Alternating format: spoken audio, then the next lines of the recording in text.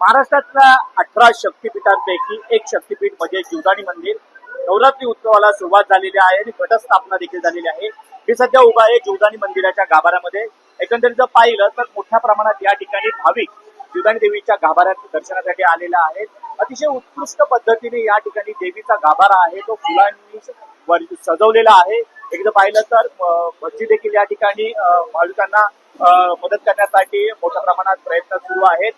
माझ्यासोबत बोलण्यासाठी वसई शहर महानगरपालिकेचे प्रथम महापौर राजीवजी पाटील आहेत. सर, काय सांगाल? तुम्ही देखील देवीचं दर्शन घेतलेलं आहे. काय मनोकामना आहेत आणि कशा पद्धतीने देवीचा तुम्हाला आशीर्वाद प्रत्येक वेळेस होता? बघा, देवीचा आशीर्वाद इथे येणाऱ्या प्रत्येक भक्तावर आहे. इथे जो मनोभावे येतात त्यांना नक्की देवी शक्ती देते. तिच्या भक्तीपासून लोकांच्या मनोकामना पूर्ण होतात. हे जे मंदिर जे आहे, पालघर जिल्ह्यामध्ये अनेक जी मंदिर आहेत त्यामध्ये महालक्ष्मी मंदिर आहे, संतोषी देवी मंदिर आहे, कुर्ला देवी मंदिर आहे, वजेश्वरी देवी मंदिर आहे, जीवदानी माता मंदिर आहे, चामुंडा देवी मंदिर आहे. अनेक मंदिर आहे जिथे हे उत्सव शारदीय नवरात्र सुरू आहे आणि त्यामध्ये येणाऱ्या लोकांची संख्या पण खूप मोठ्या प्रमाणामध्ये आहे. इथे जीवदानी मंदिर ट्रस्ट जे आहे, डोंगरावरचं मंदिर आहे, इथे येण्यासाठी योग्य मंदिराकडनं व्यवस्था केलेली आहे. 3 बाजूने मंदिरामध्ये जाण्याचे रस्ते आहेत.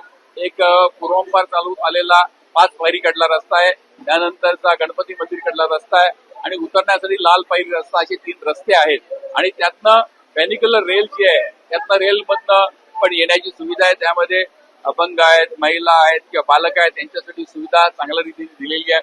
इथला स्टाफ जो आहे चांगल्या रीतीने काम करतोय. इथे बघा, भटजी मंडळी जी आहेत ही सगळी ट्रेन भटजी मंडळी आहेत. स्टाफच्या जोडीला इथलं पोलीस खातं हे खूप चांगल्या रीतीने मदत करते. या जोडीला तिकडे शाळा कॉलेजची जी मुलं आहेत त्यामध्ये स्काउट गाईड आणि एनसीसी च्या जोडीला इतर काही जे गट आहेत ते येतात आणि इकडे सेवा देतात. इथे खूप मोठं क्यू कॉम्प्लेक्स केलेलं आहे. त्या क्यू कॉम्प्लेक्स मध्ये उभं राहण्याची सोय आहे. जीवदानी मंदिर ट्रस्टने प्रसादालय आहे, त्या जोडीला नाश्त्याची व्यवस्था केलेली आहे, टॉयलेटची व्यवस्था केली आहे, चप्पल ठेवण्यासाठी चप्पलची स्टँडची व्यवस्था केलेली आहे. हजारो नागरिक या ठिकाणी येत असतात. सुरक्षेच्या दृष्टिकोनातून सीसीटीव्ही वगैरे अशी काही योजना ठेवलेल्या आहेत. बरोबर म्हणता आपण. सीसीटीव्ही पण प्रत्येक सीसीटीव्ही इकडे लावलेले आहेत. पोलिसांनी जिथे जे सांगितलेले आहेत ते सर्व ठिकाणचे सर्व एरिया सीसीटीव्हीने कव्हर केलेले आहेत. पोलिसांच्या मार्गदर्शनाखाली इथे योग्य ती सुरक्षतेसाठी असणारी व्यवस्था केलेली आहे. 9 दिवस मोठ्या प्रमाणे त्या ठिकाणी भाविक येत असतात. त्या लोकांना काय आव्हान करत आहात? आम्ही लोकांना एकच आवाहन करू की शांततेने या, शांततेने जा. योग्य रीतीने आम्ही सोय केलेली आहे. कदाचित एक 15 मिनिटं 20 मिनिटं लेट होईल, पण शांततेने केली तर सगळ्यांची वेळ ही उपयोगात येईल. उतरताना काही भागामध्ये पायऱ्या निसरड्यात पावसामुळे, तिकडे शांततेने उतरा म्हणजे जेणेकरून आपला पाय घसरणार नाही. भाविकांना एवढीच विनंती करतो. एक जागृत जीवदानी माता मंदिर हे जागृत मंदिर आहे. या मंदिरामध्ये येणाऱ्या भाविका प्रत्येकाच्या मनोकामना माता जाणते आणि त्या पूर्ण करते. त्या मातेचा आपण आदर करा.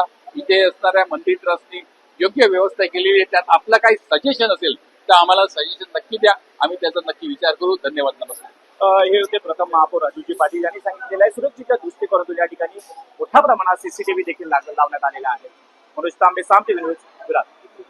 आता isakal.com आहे देशातील नंबर 1 ची मराठी न्यूज वेबसाईट.